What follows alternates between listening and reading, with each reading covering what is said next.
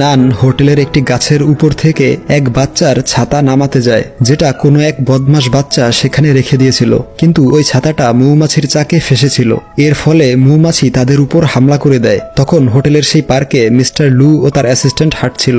নান এবং বাচ্চারা পালিয়ে গেলেও মৌমাছি এসে লুকে কামড়ে দেয়। লুয়ের মুখের অবস্থা খারাপ হয়ে যায়। এজন্য নান আবারও তার কাছে ক্ষমা চায়। তখন মিস্টার লু তার অ্যাসিস্ট্যান্টকে দিয়ে নানকে একটি ঘড়ি পরিয়ে দেয়, যার ফলে নান যখনই তার কাছে আসবে তখনই সে ঘড়ির মাধ্যমে বুঝতে পারবে এবং সতর্ক হয়ে যাবে। কিন্তু এখনো মিস্টার লু জানে না যে সে যেই খাবারের প্রেমে পড়েছে সেই খাবারগুলো নান তার জন্য বানায়, এবং নানও জানে না যে লোকটি তার খাবার এতটা পছন্দ করে সেই লোকটি হচ্ছে মিস্টার লু। মিস্টার লু সারাক্ষণ হোটেলের নতুন নতুন ডিশ অর্ডার করতে থাকে এবং নান ওই সমস্ত খাবারগুলো বানিয়ে তার কাছে পাঠায়। সে একটার পর একটা স্পেশাল ডিশ বানিয়ে খুবই সুন্দরভাবে লুয়ের কাছে পরিবেশন করাতো এবং মিস্টার লু তার খাবারগুলো তৃপ্তি সহকারে খেয়ে নিত। এরপর একদিন হোটেলের ম্যানেজার নানের সাথে দেখা করতে আসে। এসে বলে, আমার এখন চর্বিওয়ালা মেয়েদের ভালো লাগে না, আমি এখন নিয়মিত জিমে যাই, তাই তুমি আজ রাতে আমার বাড়ি চলো। এই শুনে সে তাকে গালমন্দ করে সেখান থেকে চলে যায়। রাতের বেলা নান বাসায় ফিরে তার বান্ধবীকে বলে, আজকাল আমার অনেক বেশি কাজ করতে হয়, কারণ আমি আমার হোটেলের ভবিষ্যৎ মালিককে আমার ডিশের মাধ্যমে ইমপ্রেস করতে চাই, যাতে সে মালিক হওয়ার পরে আমাকে হোটেলের সিনিয়র শেফ বানিয়ে দিবে।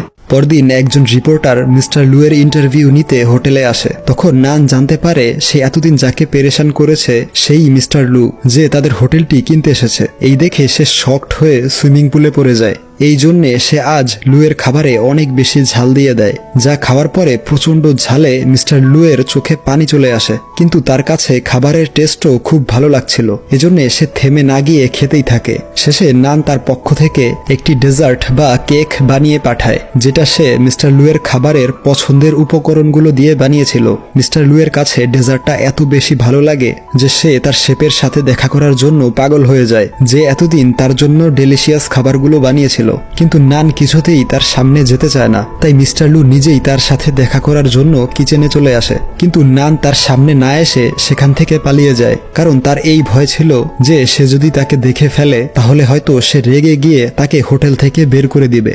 সে পালিয়ে ওয়াশরুমে লুকিয়ে থাকে। কিছুক্ষণ পর মিস্টার লু সেই ওয়াশরুমে যায়। তখন নানের হাত থেকে একটি চামচ নিচে পড়ে গেলে সে বিষয়টা লক্ষ্য করে এবং দরজা বন্ধ করে দিয়ে ভেতরে লুকিয়ে থাকে। তাই তখন নান পালিয়ে বের হচ্ছিল এবং সে মিস্টার লুয়ের কাছে ধরা পড়ে যায়। সে তাকে বলে, তুমি আমার পিছু করতে করতে এখানে চলে এসেছো, আর আমি কেন বুঝতে পারলাম না, তোমার ঘড়ি বন্ধ কেন?